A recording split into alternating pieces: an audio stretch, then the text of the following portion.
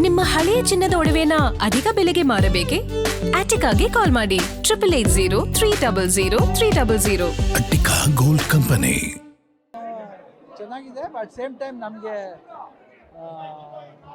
ಜಾನ್ಕಮ್ ಅವ್ರು ಹೋಗಿದ್ದು ಸ್ವಲ್ಪ ದುಃಖವಾದ ವಿಷಯ. ಯಾಕಂದರೆ ನಮ್ಮ ಅಪ್ಪಾಜಿ ಜೊತೆ ಹಾಡಿದ ಹಾಡುಗಳಿರ್ಬೋದು, ಕನ್ನಡ ಇಂಡಸ್ಟ್ರಿಯಲ್ಲಿ ಇಂಡಿಯನ್ ಇಂಡಸ್ಟ್ರಿಗೆ ಭಾಳ ಒಳ್ಳೊಳ್ಳೆ ಹಾಡುಗಳು ಹಾಡ್ದವ್ರು ಅವರು. ಮತ್ತು ನಮ್ಮನ್ನು ಚಿಕ್ಕ ವಯಸ್ಸಿಂದ ನೋಡಿದ್ದೀವಿ ನಾವು.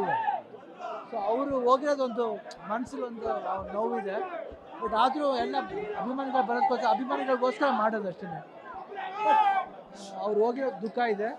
ಸೇಮ್ ಟೈಮ್ ಜನಗಳ ಒಂದು ಆಸೆ, ನಾವು ಇವತ್ತು ಅವ್ರ ಜೊತೆಲಿ ಇದ್ದೀವಿ ಅಂದರೆ ಅವರಿಂದನೇ ಇವತ್ತು ನಾವು ಸೆಲೆಬ್ರೇಟ್ ಮಾಡ್ತಾ ಇದ್ದೀವಿ.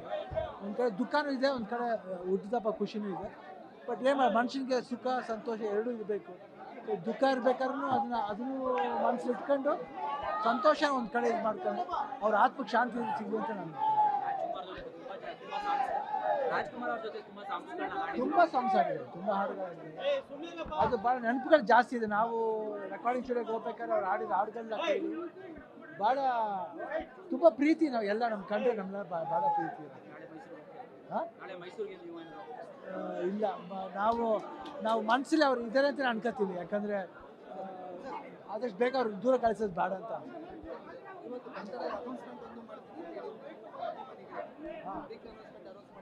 ನಾಳೆ ಬೆಳಗ್ಗೆ ಮಾರ್ನಿಂಗ್ ಅನೌನ್ಸ್ ಮಾಡ್ತಾ ಇದ್ದೀವಿ. ಅದು ಭಾಳ ಅರ್ಥಪೂರ್ಣವಾಗಿರುತ್ತೆ. ಅದು ಅದು ನಾಳೆ ಬೆಳಗ್ಗೆ ಸರ್ಪ್ರೈಸ್ ಆಗೋದು. ಅವರು ಭಾಳ ಉಪಯೋಗ ಆಗಂತ, ಅವ್ರ ಫ್ಯಾಮಿಲಿಗೆ ಅವ್ರಿಗೆ ಎಲ್ಲರಿಗೂ ಉಪಯೋಗ ಆಗುತ್ತೆ.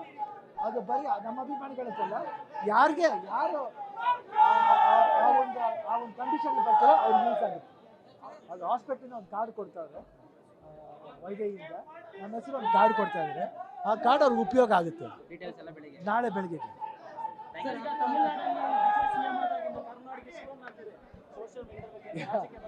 ಇಲ್ಲ, ಹಂಗೆಲ್ಲ ಏನಿಲ್ಲ, ಆ ಐಡಿಯಾ ಇಲ್ಲ.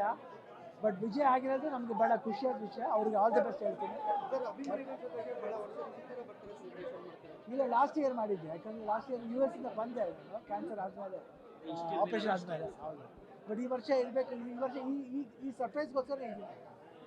ಅವ್ರಿಗೆ ಇಷ್ಟು ವರ್ಷ ಅದಕ್ಕೋಸ್ಕರ ಕೇಕು ಯಾರು ತರಬೇಡಿ, ಹಾರಲ್ಲ ಯಾವುದು ಬೇಡ, ನಾವೊಂದು ಉಡುಗೊರೆ ಕೊಡಬೇಕು ಅಂತ ಆಸೆ. ಗ್ಯಾರಂಟಿ ನ್ಯೂಸ್, ಸುದ್ದಿ ಖಚಿತ, ನ್ಯಾಯ ನಿಶ್ಚಿತ.